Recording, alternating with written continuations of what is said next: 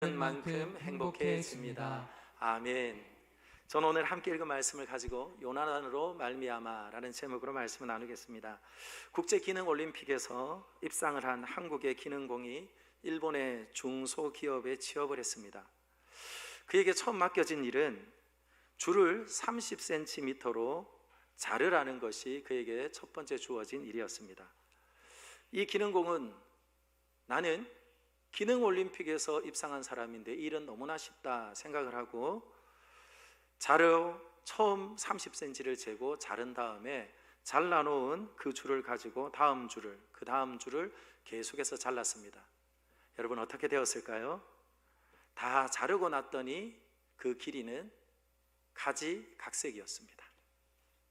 그리고 나서 일본 기능공들은 어떻게 일을 하는지 보았더니 그들은 좀 달랐습니다. 시간은 좀 걸리지만 줄을 하나하나 자를 때마다 매번 자를 대고 자르는 것이었습니다. 그랬더니 시간은 좀 길게 걸렸지만 모든 길이가 꼭 맞았습니다.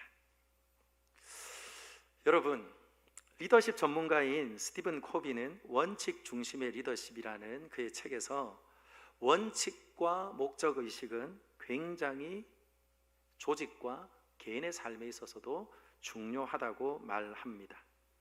특별히 위기의 때에, 평탄한 때에 변칙보다 원칙이 삶의 중요한 가치라고 그의 책은 계속해서 말해주고, 그리고 또한 그 책을 읽는 이들마다 리더십의 가장 중심에는 원칙이 있다는 것을 마음에 새깁니다. 오늘 저는 예배하는 우리 성도님들께 묻고 싶습니다. 사랑하는 여러분, 우리에게는 원칙이 있습니까? 변하지 않을 원칙이 있으세요? 다윗은 원칙이 분명한 사람이었습니다. 오늘 아침에 큐티로 함께 보았던 말씀을 보면요, 시편 35편 1절에 이런 말씀이 있어요. 여호와여, 나와 다투는 자와 다투시고 나와 싸우는 자와 싸우소서. 사랑하는 여러분, 다윗의 평생에 있는 원칙은요, 하나님께 맡겨드림이었습니다. 하나님 앞에 맡겨드림일 뿐만 아니라 그 맡겨드림이라는 것은 하나님의 주권을 인정하며 살아가는 것입니다. 그가 시편 35편 1절 말씀을 통해서 고백하는 것이 무엇입니까? 주님, 나를 대신하여 싸워주십시오. 그들이 수많은 말로 나를 넘어뜨리려 하지만 하나님께서 나를 대신하여 변론해 주십시오. 그렇게 말하는 겁니다. 그런데 여러분, 왜 이와 같이 다윗은 하나님께 맡겨드린 삶이 자신의 중심에 자리할 수 있도록 의지하며 살았을까요? 저는 말씀을 준비하며 그리고 새벽을 준비하며 함께 교차로 계속해서 묵상을 하는데 두 가지 떠오르는 것이 있었습니다. 이 첫 번째는요, 수많은 원수들을 대적할 지혜도 힘도 없는 것이 다윗이라는 거예요. 오늘 이 적을 이겼다고 하여서 다음에 쳐들어오는 적을 내가 반드시 이길 수 있다는 보장이 없습니다. 그래서 그거는 수많은 대적들 앞에서 자신의 약함을 알기 때문에 하나님 앞에 맡기는 거죠. 이뿐만 아니라 또 하나님 앞에 맡기는 이유가 있습니다. 그 이유는 무엇일까요? 그가 수많은 대적들을 다 정복하고 평안한 때에 왔을 때 그에게 주신 힘을 또한 그는 온전히 사용할 힘이 없고 자신이 없기 때문에 하나님 앞에 맡기는 것입니다. 여러분, 무슨 말인지 이해가 되세요?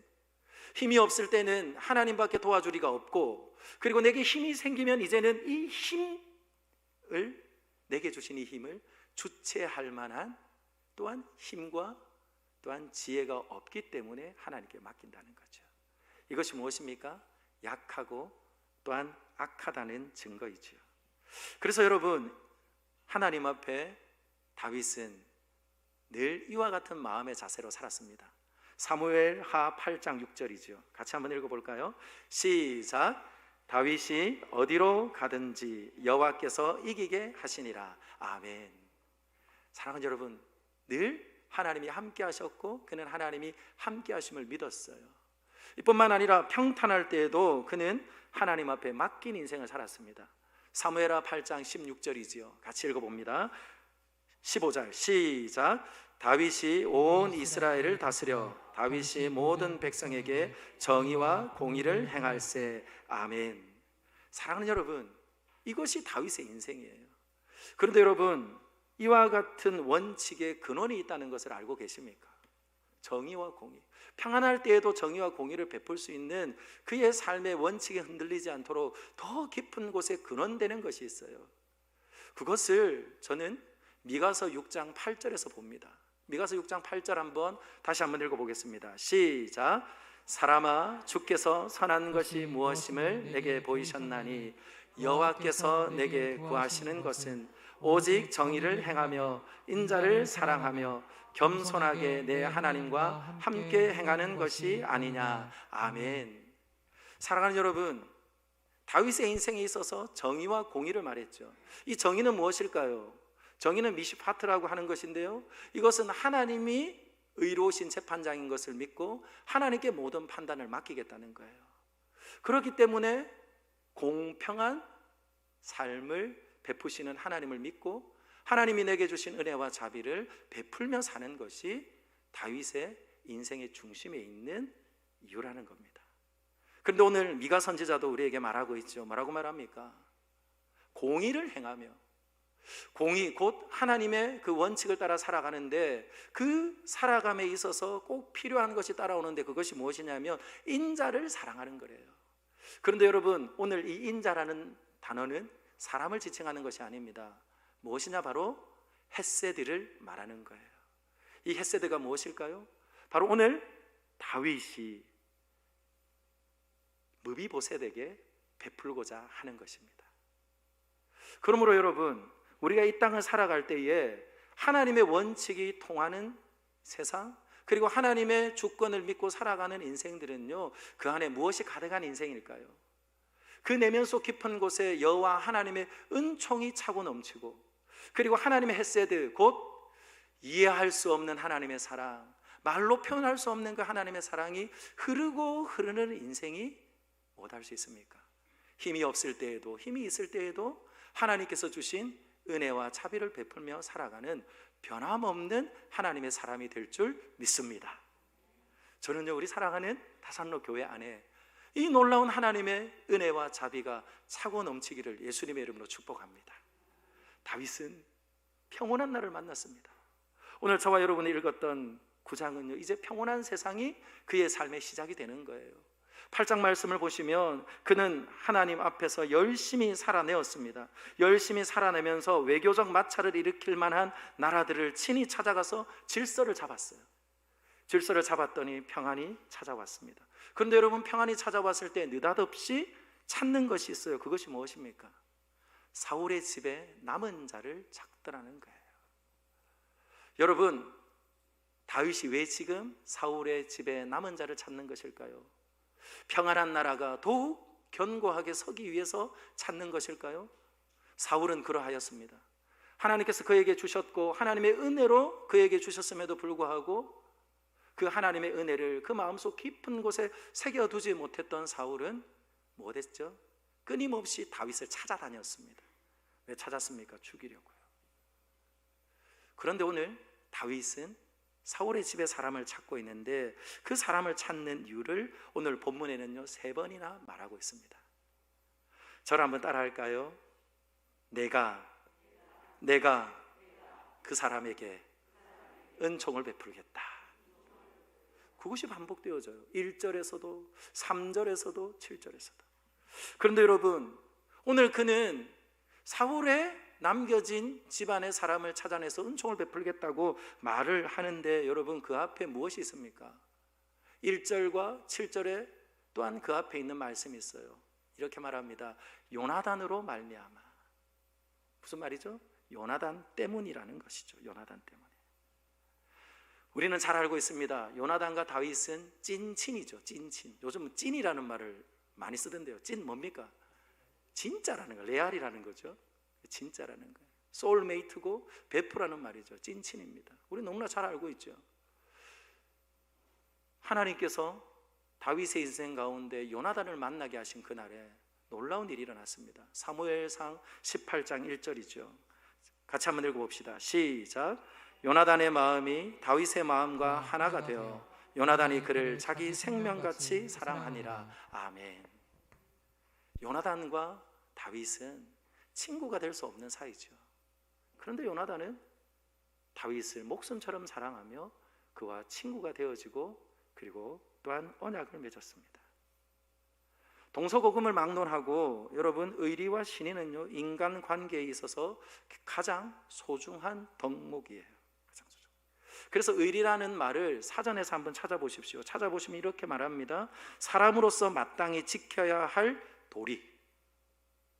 이 의리가 없다면 그러면 그는 사람입니까? 사람이 아닙니까? 사람이 아닌 것이지요. 그래서 여러분, 사람과의 관계 속에서는요, 반드시 필요한 것이 있어요. 그것이 무엇입니까? 의리와 신이라는 겁니다.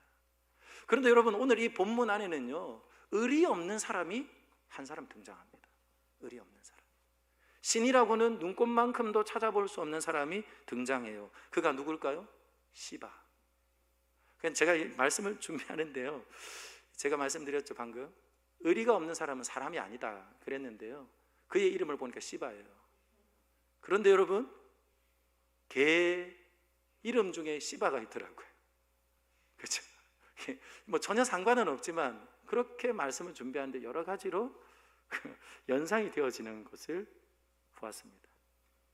연상이 되어지더라고요. 그런데 여러분, 오늘 보십시오. 시바를 소개할 때에 오늘 성경이 이렇게 말합니다. 사울의 집의 종이다 이렇게 말합니다. 그 종을 찾아와서 물었어요. 다윗이 물었습니다. 다윗이 물었는데 왜 이 시바가 의리 없는 사람인지 한번 잘 들어보세요. 사울의 집에 남은 자가 있느냐 물었는데 이 시바가 하는 말을 들어보세요. 뭐라고요? 예, 요나단의 아들이 하나 있는데 그는 다리 저는 사람입니다. 사랑하는 여러분, 세상의 모든 만물은요, 이름이 다 있어요. 그렇죠? 저도 이름이 있고 여러분도 이름이 있고, 우리 길도 이름이 있어요. 우리 교회는 어느 길 위에 있어요? 다산로. 그렇죠? 얼마나 좋은 이름입니까? 생육하고 번성하는 것. 그리고 예수 그리스도와 함께 십자가에 죽고 다시 산 길. 참 좋은 길 위에 우리가 있죠. 길도 이름이 있고요, 사람이 만든 건물에도 이름이 있고, 우리가 사용하는 공산품에도 이름이 다 있습니다. 그런데 오늘 무비보셋이라는 좋은 이름이 있는데도 불구하고 그 이름을 부르지 않아요. 이건 무슨 의미가 있습니까? 굉장히 낮잡아 부르는 거예요. 분명히 성경은 이렇게 말합니다. 사울의 집의 종이다 이렇게 말해요.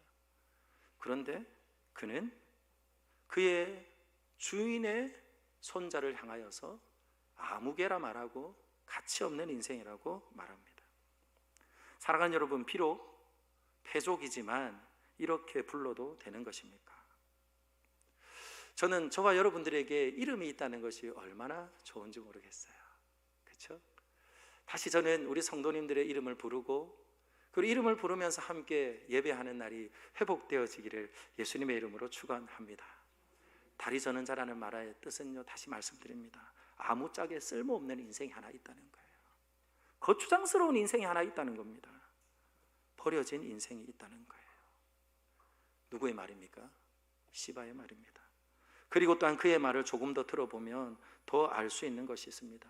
오늘 로드발이라고 하는 곳이 오늘 저와 여러분이 읽었던 말씀에 나오지요. 로드발 5절입니다. 4절입니다. 4절.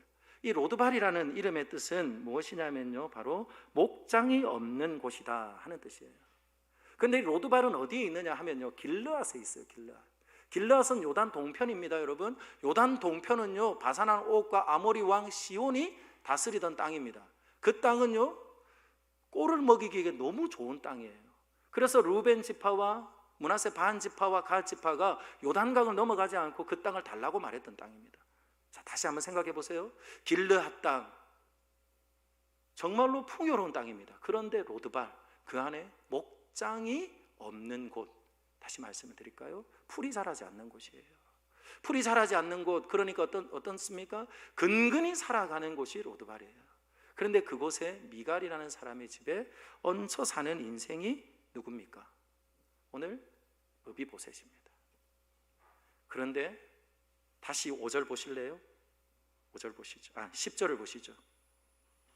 10절을 보시죠. 10절 보시면 오늘 이렇게 말합니다. 시바의 집에는 아들이 15명이 있어요. 그리고 종이 10명이 있습니다. 생산력이 있지요. 힘이 있지요. 그런데 무비보셋은 아무것도 없습니다. 여러분, 무비보셋의 이름의 뜻이 무엇이냐면요, 수치를 제거하다, 부끄러움을 없애다 하는 이름입니다.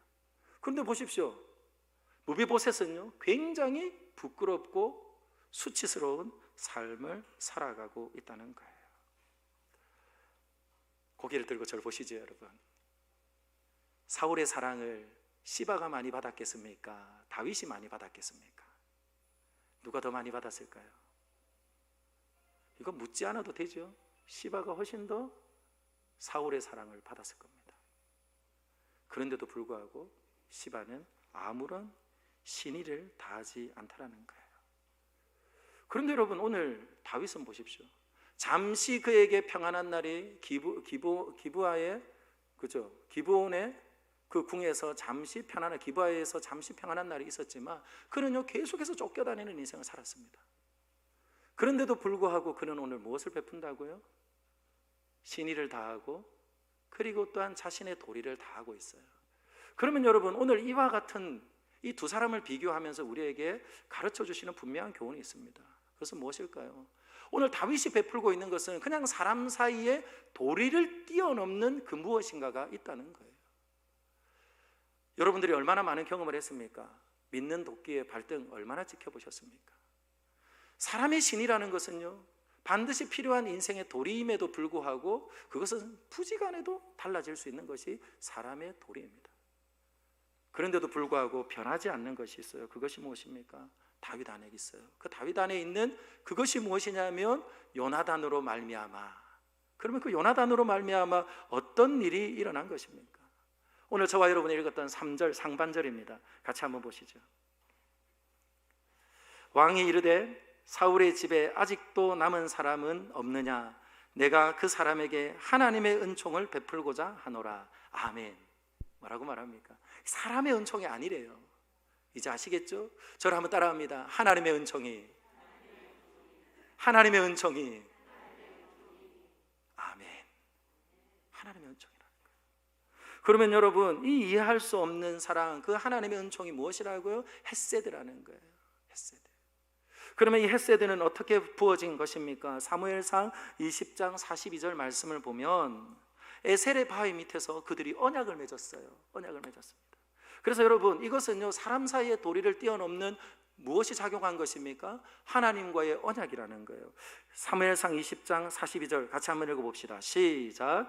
요나단이 다윗에게 이르되 평안히 가라. 우리 두 사람이 여호와의 이름으로 맹세하여 이르기를 여호와께서 영원히 나와 너 사이에 계시고 내 자손과 내 자손 사이에 계시리라 하였느니라 하니 다윗은 일어나 떠나고 요나단은 성읍으로 들어가니라. 아멘. 이제 아시겠죠? 이 이해할 수 없는 사랑은 무엇에 근거한 사랑입니까? 언약에 근거한 사랑이라는 거예요. 하나님이 지금 다윗과 요나단 사이에 계신다는 거예요. 지금 요나단은 죽고 사라져버렸지만 여전히 그때에 내 앞에 계셨던 하나님이, 그리고 또한 하나님으로 인하여서 맺었던 그 언약이 지금도 계속해서 유효하고 흐르고 있다는 것입니다. 그러므로 여러분, 하나님의 헤세드, 하나님의 은총을 아는 사람은요 변질되지 않습니다. 하나님의 은혜가 참인 인생들은요, 그렇죠, 달라지지 않는다는 거예요. 위기의 때에도 평안한 때에도 오히려 더욱더 하나님의 신실하심을 믿고 넘치는 하나님의 은총으로 내 안에 차고 넘치는 그 은총을 가지고 또 누군가를 향하여서 그 은총이 끊임없이 흘러가도록 한다는 것이죠. 사랑하는 여러분, 언약은요 무엇으로도 갈라놓을 수 없는 하나님의 온전한 사랑인 줄 믿습니다. 성경을 한번 읽어보세요, 여러분. 성경을 읽어보면요 탄식이 나올 수밖에 없어요. 어떻게 이렇게 하나님의 사랑을 금방 경험하고 돌아서서 또 하나님을 배신하지? 그런데 더 놀라운 사랑은 무엇인 줄 아세요? 그런데도 불구하고 왜 하나님은 또 그들을 사랑하신다고 말하지? 여러분, 이것이 성경 안에 계속해서 흘러가는 하나님의 비밀한 역사라는 거예요. 그래서 여러분, 어느 신학자가 이렇게 말하지 않았습니까? 성경을 다리고 다리면 어떻게 된다고요? 사랑만 남는다는 거예요. 사랑만 남는다. 이해할 수 없는 사랑, 곧 바로 헤세드를 말하는 겁니다. 저는 오늘 저와 여러분들에게 하나님께서 그렇죠? 부어주신 그 사랑이 참 사랑이라면 어떤 순간에도 흔들림이 없는 하나님의 사랑에 견고하게 붙들려서 두려움을 내어 쫓고, 그리고 또한 내 삶 가운데 그렇죠? 언제든지 두려움의 싹이 되고, 그리고 또한 근심의 근원이 될 수 있는 그 무비보셋 같은 존재라 할지라도 온전히 용납하며 사랑하고 또한 품어 하나님 앞으로 나아갈 수 있는 하나님의 사람들이 되기를 예수님의 이름으로 축원합니다. 그러므로 우리 교회는 어떤 교회입니까? 우리 교회는 어떤 교회입니까? 저를 한번 따라 할까요? 모두를 품을 수 있는 교회입니다. 믿으십니까? 모두를 품을 수 있죠. 왜요? 하나님이 우리를 품어주셨고, 그리고 또 그 품으신 사랑이 지금도 우리 안에 차고 흐르고 있기 때문에 그렇습니다. 이뿐만 아니라 오늘 이 요나단으로 말미암아 은총을 베푼 이 놀라운 사랑은요, 어떤 역사가 나타나는지 오늘 저와 여러분들에게 계속해서 말씀합니다. 저를 한번 따라 할까요? 내 상에서 항상 떡을 먹으리라. 아멘. 사랑하는 여러분, 하나님의 은총이 부어지는 순간요, 신분이 달라지는 거예요. 신분이 달라지는 거예요. 하나님의 은총이 오늘 부어졌을 때에 오늘 7절과 10절과 13절 말씀에 반복되어지는 것이 있습니다. 너는 내 상에서 항상 떡을 먹을 것이다. 사랑하는 여러분, 로드발에 숨어있던 이 무비보셋이요, 자원에서 왔을까요? 차원에서 오지 않았습니다. 차원에서 온 것 아니에요. 차원에서 오지 않았어요. 그러니까 그의 마음 안에는 어떤 마음이 있겠습니까? 두근. 혹시 날 죽이려고 하는 것은 아닌가? 그런데 그 두려움을 바꿔요. 그 두려움을 바꿉니다. 오늘 이 무비보셋은요, 철저하게 그의 인격과 삶이 망가져 있다는 것을 보게 돼요. 어떻게 알 수 있습니까? 그는 이렇게 소개합니다. 나는 당신의 종입니다. 그렇죠? 5절에 그렇게 말해요. 엎드려서 말합니다. 나는 당신의 종입니다. 7절 말씀에는 뭐라고 말합니까? 나는 죽은 개와 같습니다. 여러분, 이거 겸손함이 아닙니다. 이건 겸손함이 아니에요. 너무나 극한 두려움과, 그리고 또한 그가 지금까지 살아왔던 인생이 얼마나 비참한지 그의 인격이 완전히 망가져 버린 거예요. 이스라엘인들에게 있어서 죽은 것은 부정한 것이잖아요. 그리고 심지어 또 개도 부정한 것입니다. 그것을 잘 알 수 있는 본문이 또한 있지요. 마가복음 7장 26절과 30절 말씀에 보면 예수님께서 두로에 복음을 전하러 가셨습니다. 두로에 복음을 전하러 갔을 때에 그렇죠, 한 수로보니게 여인이 죽게 된 딸을 위하여 예수님께 왔습니다. 그리고는 귀신을 내어 쫓아주십시오. 그렇게 예수님 앞에 간청을 합니다. 그때 예수님이 이렇게 말하죠. 나는 이스라엘의 잃어버린 자녀들을 위해서 왔다. 그래서 이스라엘의 잃어버린 자녀들로 위하여서 왔기 때문에 나는 걔들에게 그와 같은 은혜를 베풀 수 없다. 이렇게 말해요. 그러자 여인이 하는 말이 이렇습니다. 같이 한번 읽어보시죠. 준비 시작. 여자가 대답하여 이르되 주여 올소이다마는 상아래 개들도 아이들이 먹던 부스러기를 먹나이다. 예수께서 이르시되 내 말을 하였으니 돌아가라. 귀신이 내 딸에게서 나갔느니라 하시매 여자가 집에 돌아가 본즉 아이가 침상에 누웠고 귀신이 나갔더라. 아멘. 사랑하는 여러분, 이 본문을 여러분 어떻게 읽으세요? 예수님께서 어떻게 그렇게 말씀하실 수 있을까? 뭐 이렇게 여러분 읽으시나요? 아닙니다. 오늘 부정한 여인이 무엇 되었다는 겁니까? 자녀가 되었다는 거예요. 맞죠? 떨어지는 상에서의 부스러기라도 먹습니다 라고 했더니 그만한 믿음이 없대요. 그리고는 그의 자녀의 질병을 고치십니다. 부정한 인생을 어떻게 하셨다고요? 자녀들이 누리는 권세를 주셨다는 거예요. 자녀들이 누리는 그 특권을 주신 것이 예수님의 나타나심이죠. 그런데 오늘 다윗과 무비보셋의 만남도 보십시오. 떨고 있습니다. 불안해하고 있습니다. 그런데 다 찾아줘요. 다 찾아줘요. 잃어버렸던 땅도 찾아줍니다. 그리고 또한 시바의 모든 식솔들을 그의 종으로 줍니다. 그리고 그 마지막은 무엇입니까? 11절이요. 같이 읽어보시죠. 준비 시작. 시바가 왕께 아뢰되 내 주 왕께서 모든 일을 종에게 명령하신 대로 종이 준행하겠나이다 하니라. 무비보셋은 왕자 중 하나처럼 왕의 상에서 먹으니라. 아멘.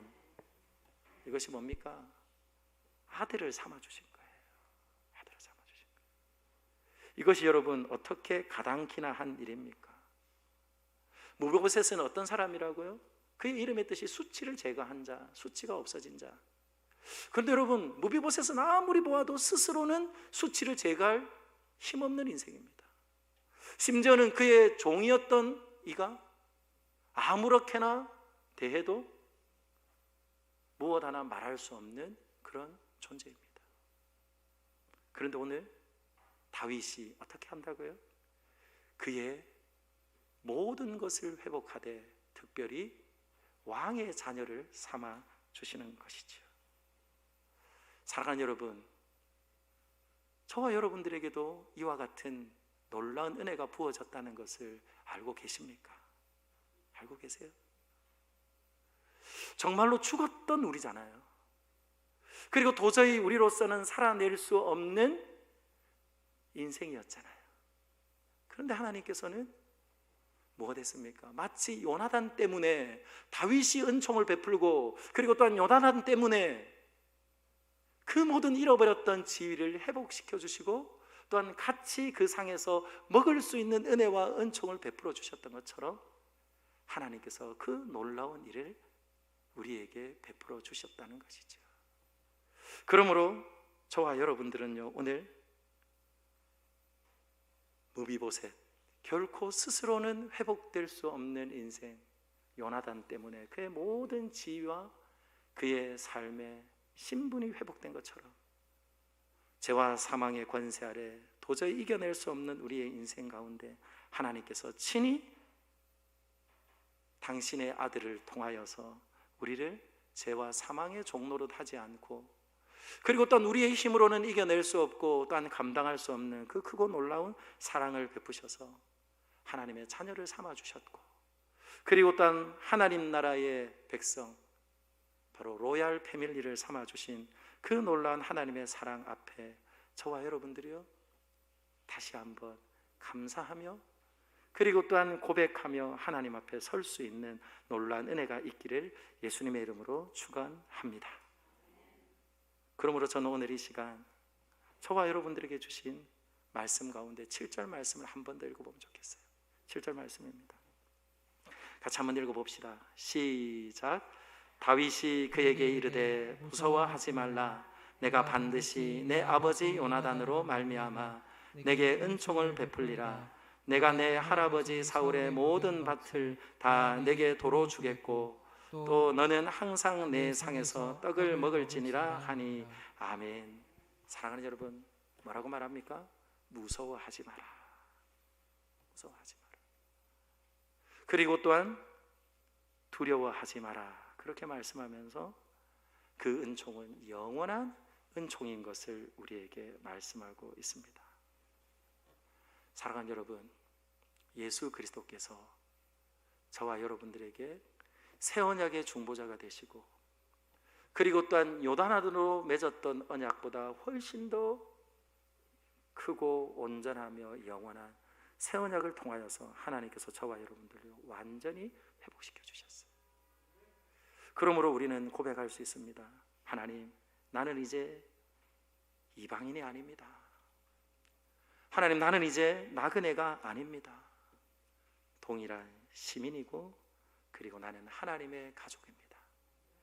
이것이 저와 여러분들이 하나님의 은총으로 인하여서 얻은 놀라운 특권이며 신분이며 사랑인 것을 기억하며 저와 여러분들이요, 이와 같이 우리 안에 어떤 삶의 순간에도 하나님의 은총은 쉼이 없고, 그리고 또한 약속하신 그 언약의 사랑은 멈춤이 없음을 기억하며 저와 여러분들이 이 땅을 살아가는 동안에 받은 은혜와 은총 안에서 하나님을 영화롭게 하고, 그리고 또한 하나님을 기뻐하며 은총을 찾아볼 수 없는 이 시대, 그리고 헷세대를 경험할 수 없는 우리의 삶의 자리에서 저와 여러분들이 받을 것을 생각하지 않고, 그리고 받은 사랑 흘러가는 그런 크고 놀라운 하나님의 백성들이 되기를 예수님의 이름으로 축원합니다.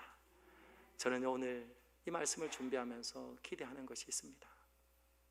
우리의 인생은요, 오늘 보십시오.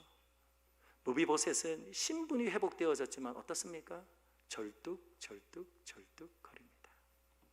야곱은 하나님을 만나고 야복강에서 하나님의 크신 은혜와 복을 받아 그의 이름이 달라졌지만 그의 평생이 어떻습니까?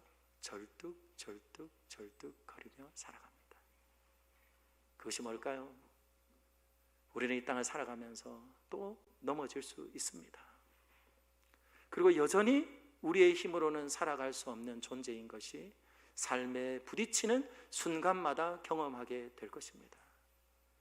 그럼에도 불구하고 무비보셋의 인생이 쓸모없다 말하지 않으시고 그의 이름을 불러주시고, 그리고 또한 그의 수치를 가려주시고, 그리고 온전한 하나님의 은혜와 은총 안에 왕의 권세를 그도 함께 누리며 살게 하셨던 그 하나님의 은혜와 자비를 믿고, 사랑하는 여러분, 힘겨운 순간에도 하나님의 은총을 의지하며 주님 앞으로 나아오는 하나님의 백성들이 되기를 예수님의 이름으로 축원합니다. 그렇게 나아오는 자들마다 사랑하는 여러분, 판단하지 말고 다윗처럼, 그리고 예수님처럼, 하나님처럼 우리도 품어주며 안아주며 그리스도 예수 안에서 함께 지어져가는 아름다운 하나님의 가족 공동체가 되기를 예수님의 이름으로 축복합니다. 기도하겠습니다.